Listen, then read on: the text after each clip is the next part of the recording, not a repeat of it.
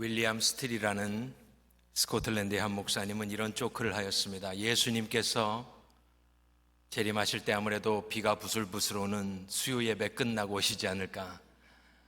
오늘 비가 많이 오고 바람이 부는데 나오신 모든 분들 하나님의 은혜가 갑절로 임하길 소원합니다. 오늘 찬양되는 남성 동지들께서 같이 쓰시니까 훨씬 더 은혜가 됩니다. 루디아, 많이 들으셨던, 또 저희가 잘 알고 있는 이름입니다.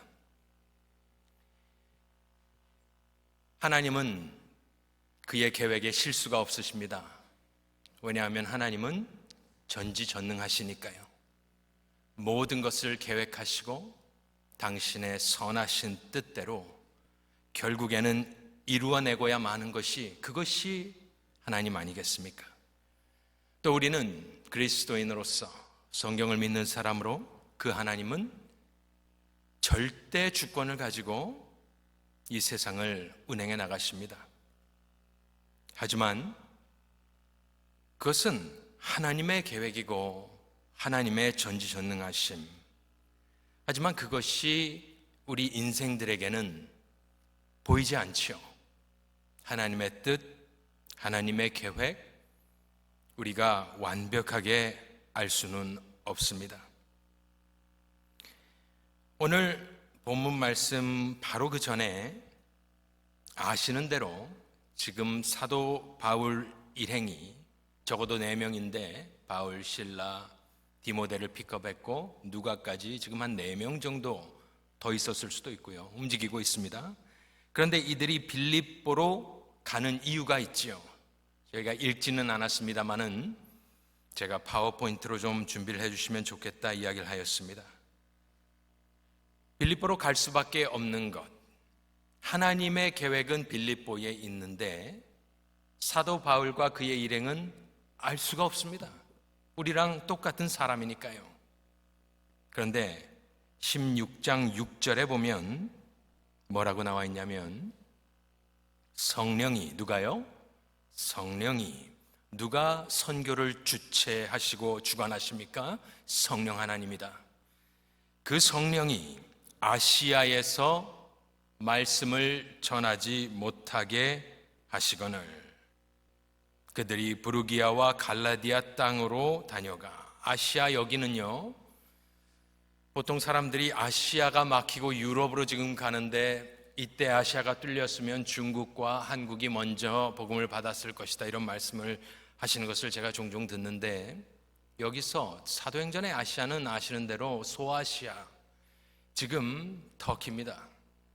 해안가에 있고 저희들이 잘 아는 초대교회 7교회, 계시록에 나오는 그 교회가 있는 서쪽이 바로 이들이 이야기하는 아시아이지 중국과 한국이 아닙니다. 그런데 어쨌든 성령이 아시아에서 말씀을 전하지 못하게 하셨다 합니다. 나쁜 거를 못하게 한 것도 아니고 말씀을 전하지 못하게 할 이유가 있겠습니까?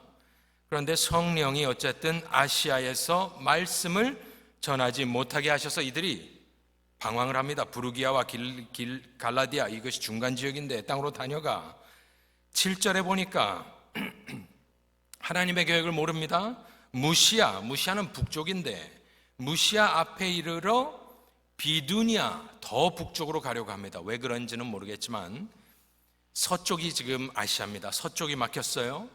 그래서 중간에서 있다가 무시아는 위로 올라갑니다. 그리고 비두니아, 더 북쪽으로, 북해가 있는 흑해가 있는 곳으로 지금 더 가려고 하는데, 가고자 어떻게 이야기를 합니까? S대를 보면은 계속 진행하는 겁니다. 한번 딱 해보고 끝난 것이 아니라 사도 바울의 성격대로 이들은 비두니아로 가려고 수많은 도전을, 노력을 지금 하고 있는데, 또 뭐라고 합니까? 예수의 영이 어떤 영입니까? 성령이죠. 처음에는 성령이 말씀을 못 전하게 하고, 이제는 또 왜 지금 이런 일이 일어나는 겁니까?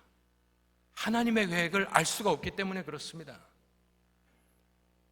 무시아에 올라가서 비두니아로 가려고 애쓰는데 예수의 영이 허락하지 아니하시는지라.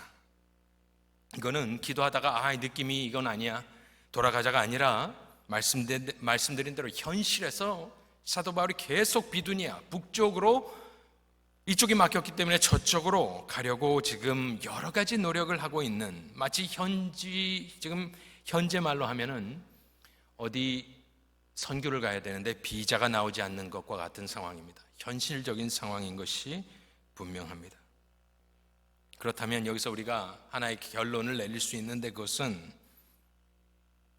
하나님의 계획은 완벽하고 실수가 없고 하나님은 종래에 당신의 뜻을 이루고야 마는데, 하나님의 만세 전부터의 계획은 바울 일행의 선교 일정과 계획을 막으며 나타나게 되었습니다.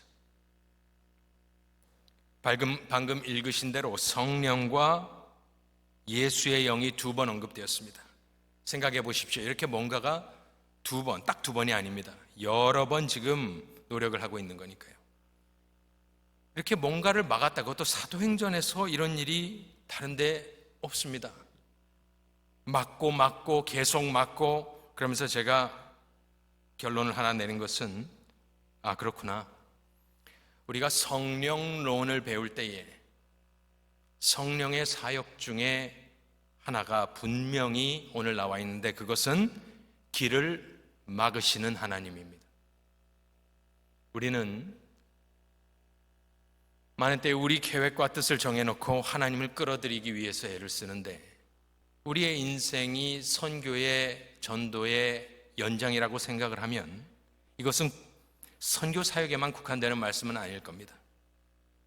성령의 사역이 무엇인가요? 저희도 성령론 많이 배웁니다.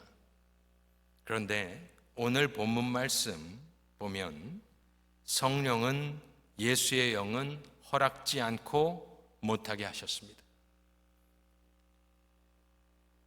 성령의 사역 중에 하나가 길을 막으시는 것입니다. 하지만 오늘 본문 어디를 찾아봐도 바울 선교팀은 좌절하거나 낭망했다는 말이 없습니다. 조금 우왕좌왕은 했죠. 하나님의 뜻을 정확하게 모르니까. 하지만 낙심하고 눈물 흘리고,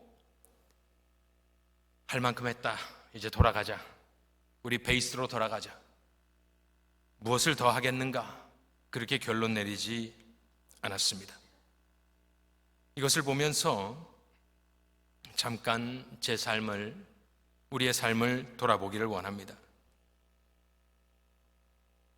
이것이 사도 바울 팀의 모습이 정말 목적에 이끄는 삶이 이런 모습이구나. 이렇게 목적에 이끌리는 삶은 낙심과 좌절이 없구나. 우리가 살아오면서 여태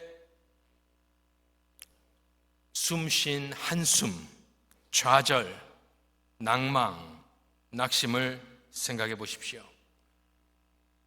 얼마나 많은 한숨을 쉬고 살아왔습니까? 아마 이렇게 불어보면은 풍선을 얼마나 많이 불 수 있을까요? 아이고, 에휴.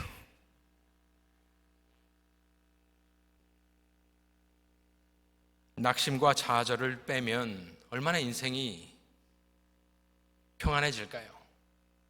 이런 일은 계속해서 있습니다. 조금 세게 이야기를 해보면, 우리가 한숨 쉬는 이유는 하나님의 절대 주권을 완전히 믿고 있지 못하기 때문입니다. 내 인생을 온전히 주께 맡기지 못했기 때문입니다. 입술론 고백하지만 지금 이 사역의 주관자는 누구입니까? 성령님 아니겠습니까? 성령님이 길을 막으시는 그게 우리 머릿속에 들어있나요? 성령님이 길을 막으신다? 그것도 나쁜 일 하는 것도 아닌데 왜 이렇게 어렵게 하시는가? 그래서 때로는 하나님께서 길을 막으실 때에 하나님이 나를 버렸다 말하지 마십시오. 아멘입니까?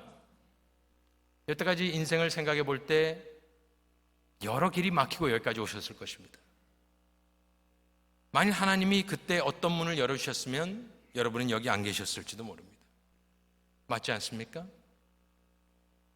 하나님의 은혜 가운데 하나가 길을 막으시는 겁니다. 그런데 우리는 어떻게 여태 반응을 했습니까? 한숨으로 반응했습니다. 그런데 저도 이 말씀을 이번 주에 보면서 이 사도 바울은 이분이 이렇게 오뚜기처럼 낙심하고 낭망하지 않는 이유는 정말 하나님의 주권을 믿고 그냥 가는 거예요. 선교를 가보시면 알지만 선교는 이미 집을 떠났기 때문에 정신적으로 불안합니다. 우리가 세웠던 계획이 틀어지면 엄청나게 낙심을 합니다. 집에서 낙심하는 것과 현장에서 낙심하는 것은 굉장히 다릅니다. 때로는 짐을 잃어버리기도 하고 비행기가 끊어지고 이런저런 걸 하면서 우리가 여러 가지 간증도 있지만 어쨌든 삶 전체를 놓고 봤을 때 분명히 오늘 성경 말씀에는 때론 예수의 영이신 성령께서 우리가 가고자 하는 길을 막으시며 당신의 영원하신 뜻을 이루어가고 있음을 믿으시기 바랍니다. 한숨 쉬지 않아야겠다. 제가 다짐을 해보았습니다. 쉽진 않겠지만 한숨은 그만 쉬어야겠다.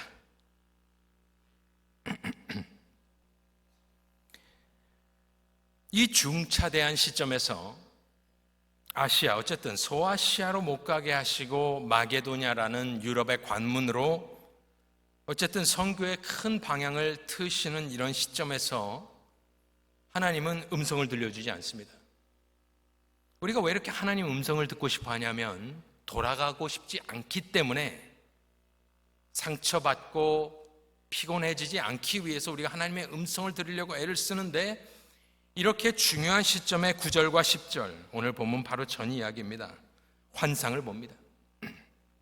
9절을 보여주시면 밤에 환상이 바울에게 보이니 마게도냐 사람 하나가 서서 그에게 청하여 이르되 마게도냐로 건너와서 우리를 도우라 하거늘, 바울이 그 환상을 보았을 때 우리가 곧 마게도냐로 떠나기를 힘쓰니 이는 하나님이 저 사람들에게 복음을 전하라고 우리를 부르신 줄로 인정함. 이 단어는 결론을 내리다라는 뜻인데 여러 가지를 모아서 결론을 내리는 것입니다. 뜨개질하다라는 소리입니다. 지금 사역의 큰 전환점이고 사도 바울과 어떻게 보면 세계 역사 가운데 중요한 일이 일어나는데, 보통 이럴 때 우리는 여기도 막히고 저기도 막혔으면 하나님 저에게 클리어하게 들려주세요, 이런 기도를 할 것인데, 하나님은 바울아 마게도냐로 가라 직접 말씀하실 수도 있는데 그렇게 안 했습니다. 환상이니까 이게 꿈인지 뭔지 모르겠지만 환상을 통해서 보여주시고, 10절에 보면 우리가 떠나기를 힘썼다 하는 걸 보니까 모여서 결론을 내린 겁니다. 사도 바울이 내가 꿈에서 환상에서 이런 것을 보았다, 마게도냐 사람이 나타나더니 도우라 하더라. 아, 그렇습니까? 그러면 이것은 하나님께서 우리를 그쪽으로 가라고 하는 거 아니겠습니까? 자기들끼리 의논하여서 결론을 내린 겁니다. 왜냐하면 우리를 부르신 줄로 인정했더라. 그럼 여기서 또 무엇입니까? 때로는 하나님께서 막으십니다. 또 하나님께서 다 보여주시고 GPS처럼 이렇게 턴해라 이야기해 주지 않아도 이 바울 팀은 믿음으로 결론을 내리고 움직이는 모습, 그것이 또한 우리 삶의 모습이어야 될 줄로 믿습니다. 왜냐하면 하나님은요, 지금 선교만 하는 게 목적이 아닙니다. 하나님의 또 다른 목적은 바울과 누가와 실라와 디모데의 믿음도 자라게 해야 되기 때문에 그렇습니다.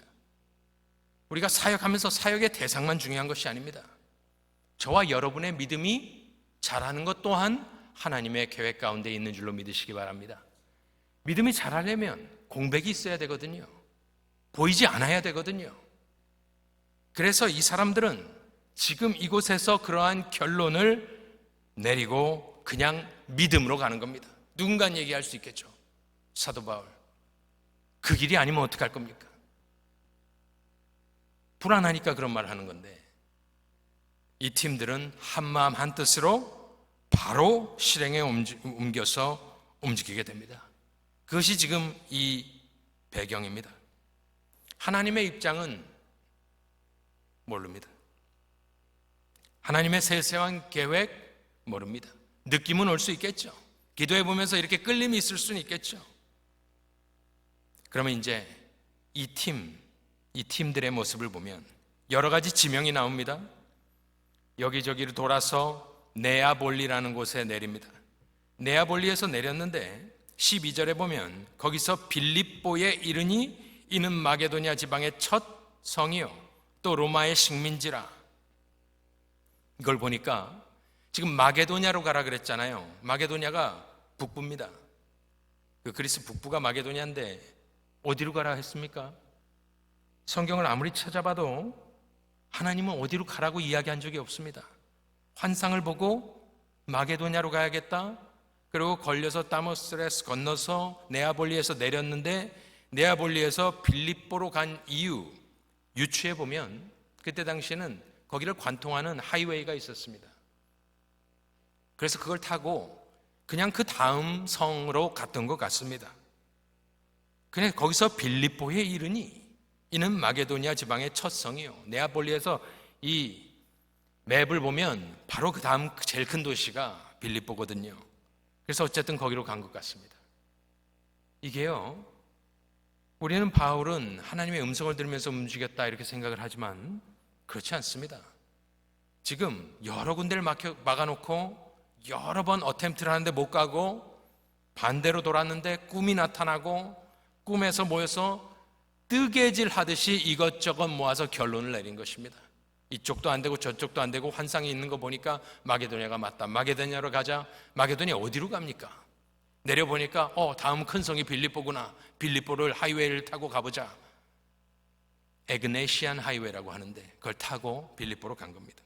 가서도 보면 이 성에서 수일을 유하다가 뭘 어떻게 해야 될지 지금 잘 모르는 상황입니다. 이 성에서 수일을 그냥 유하고 있습니다. 그런데 13절을 보니까 안식일에 우리가 기도할 곳이 있을까 하여 문 밖 강가에 나가 거기 앉아서 모인 여자들에게 말하는데, 지금 전도자의 입장, 사도 바울과 그 팀의 입장에서 보면 지금 뭐 특별한 계획이 없습니다.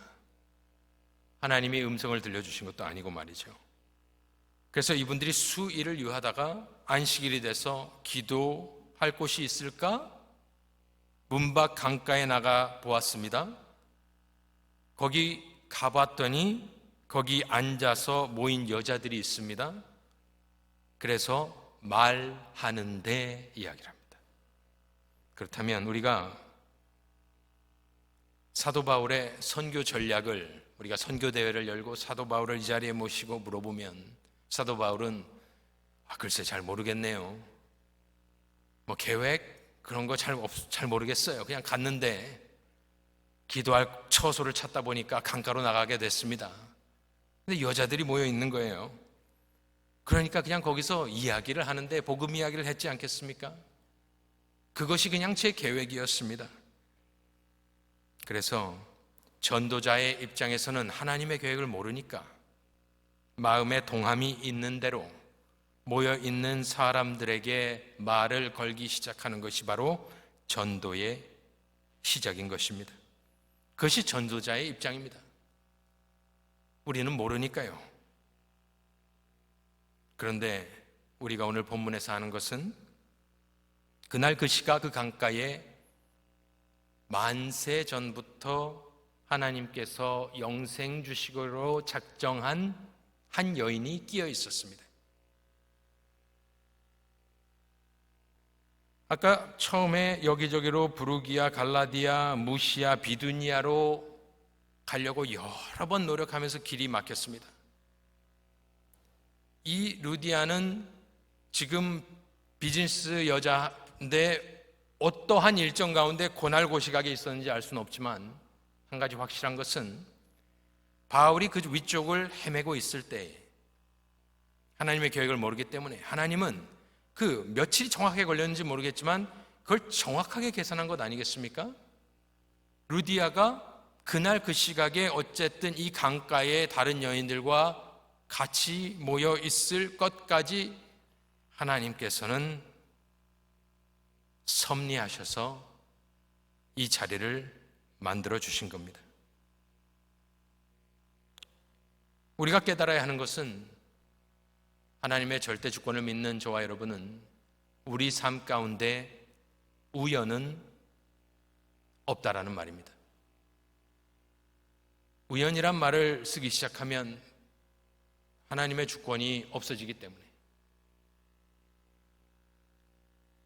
우리가 그렇게 세상을 보려고 애써야 합니다. 모든 것이 하나님의 섭리 가운데 있구나. 이 길을 막으셨을 때는 또 다른 길을 열어주시겠구나. 그것이 중요한 것이 아니구나. 정작 중요한 것은 내 인생이 선교의 연장이고 전도의 연장이라면 하나님의 영광 돌려드리는 것이 정말 그것이 나의 목적이라면 이 길이 막힌다 하여 나는 한숨 쉬지 않겠다. 우리가 작정을 해야 될 줄로 믿습니다. 어쨌든 우연은 없어요. 그래서 이야기를 하기 시작하는데 루디아라 하는 한 여자가 말을 듣고 있을 때에 주께서 그 마음을 열어 바울의 말을 따르게 하신지라. 누가 그 마음을 열어주었다고요? 루디아가 마음을 연 것이 아닙니다. 지난 주일날 말씀드린 대로 구원의 주체는 처음부터 끝까지 하나님의 은혜입니다. 하나님께서 마음의 문을 열어주시는 거지 우리가 재미있는 얘기하고 슬픈 얘기하고 해서 사람들을 휘어잡아 마음을 열어서 복음을 전하는 게 아닙니다. 영이 죽은 사람이 반응을 할 수 없다고 말씀을 드렸습니다. 요한복음을 계속 보면 또 나올 것입니다. 제가 고등부 전도사 때 오늘 본문의 14절 주께서 그 마음을 열었다라는 것이 제가 고등부 전도사 시절에 한번 확 마음에 다가온 적이 있었습니다. 당시에는 고등부를 지도하면서 아이들에게 전도해봐라 했는데 잘 되지가 않았습니다. 왜냐하면 친구들이 다 크리스찬이라고 했습니다. 당시 어른 예배에 한국에서 태신자 운동이란 것을 이렇게 만드신 목사님이 오셔서 세미나를 하고 계셨는데 어쨌든 이렇게 좀 듣고 이렇게 해보니까 뭐 임신한 것처럼 이렇게 운영을 하는 것이다. 그래서 오케이 몇 가지만 배워가지고 그것을 고등부 학생들에게 적용을 하는데 이런 생각이 들었습니다. 야, 이거 주께서 마음을 열어주시려면 언제 마음을 열어주시나요? 지금 사도 바울이 복음을 전하고 있거든요. 한 여자가 말을 듣고 있을 때에 주께서 그 마음을 열어주시는 겁니다. 밥 먹다 열어주는 게 아니에요. 노래 부르는데 열어주는 게 아니에요. 물론 그럴 수도 있죠. 그런데 그런 일은 거의 일어나지 않습니다.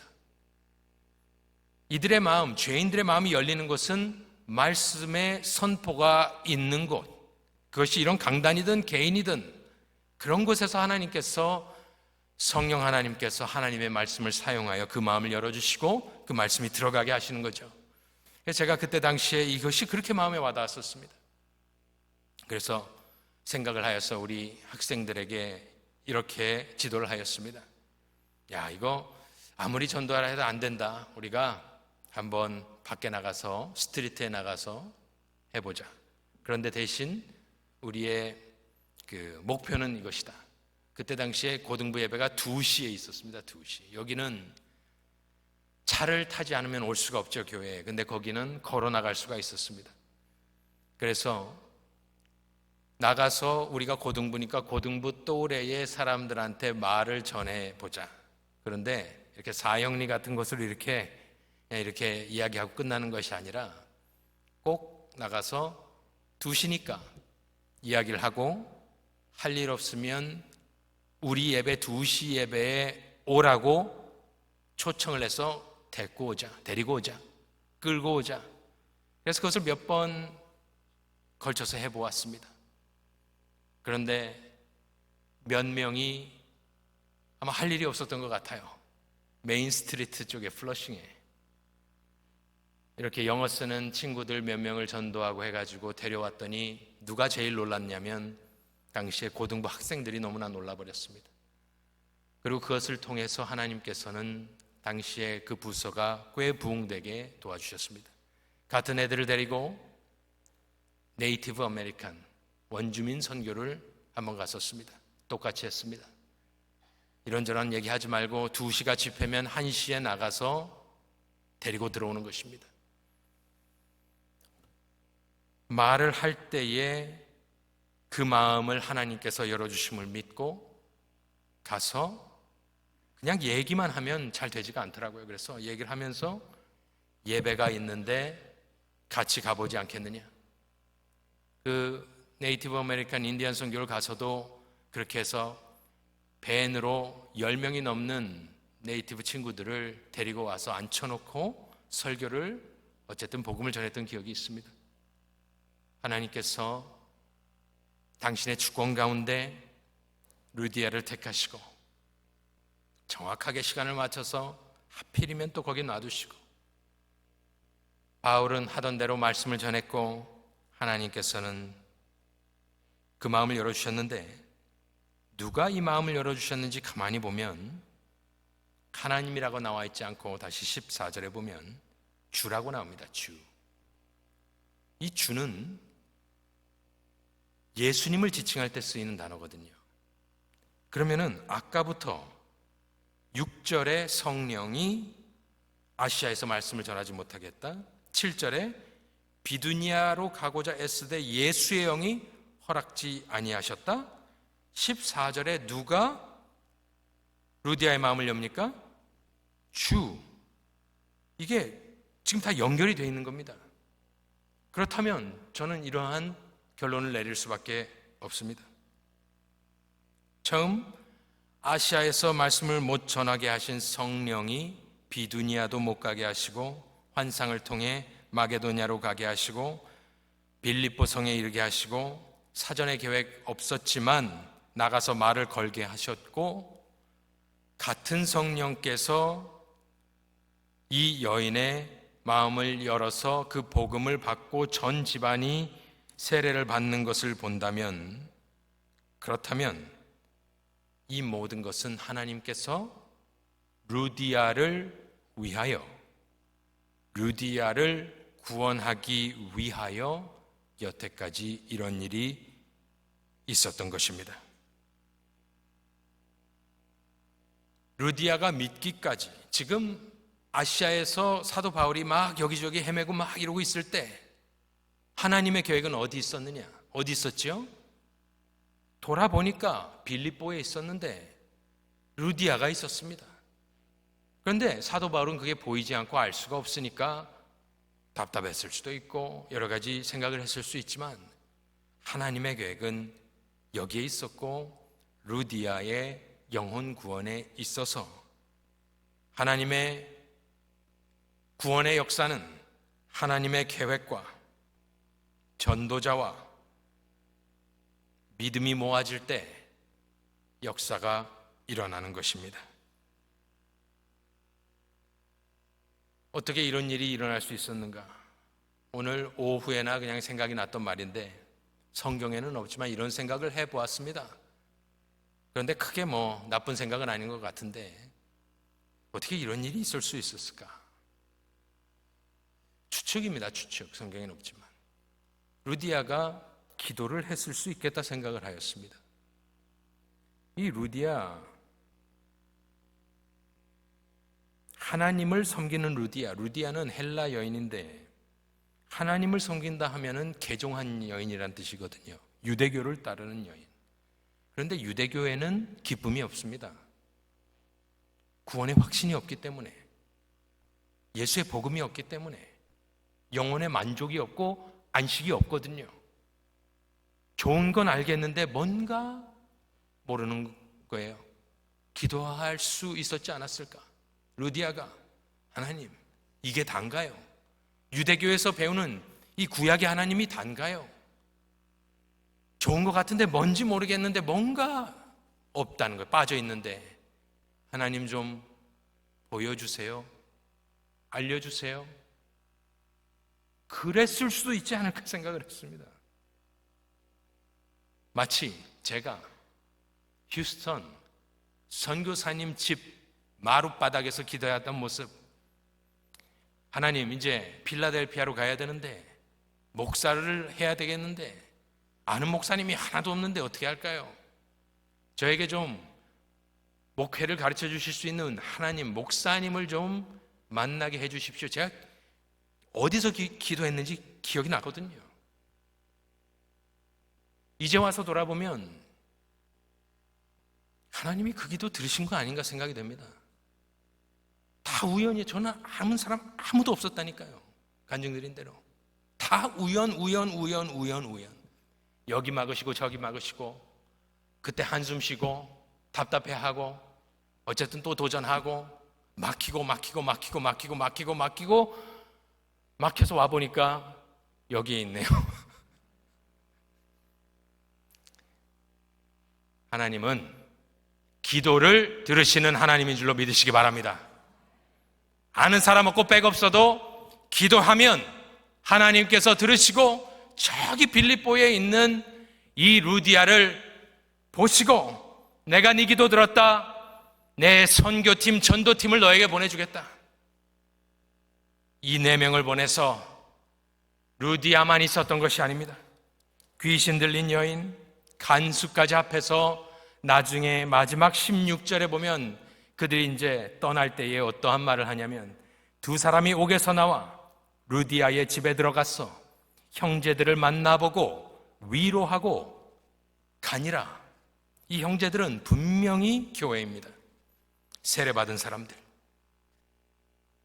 이 모든 역사는 루디아를 위하여 일어났습니다.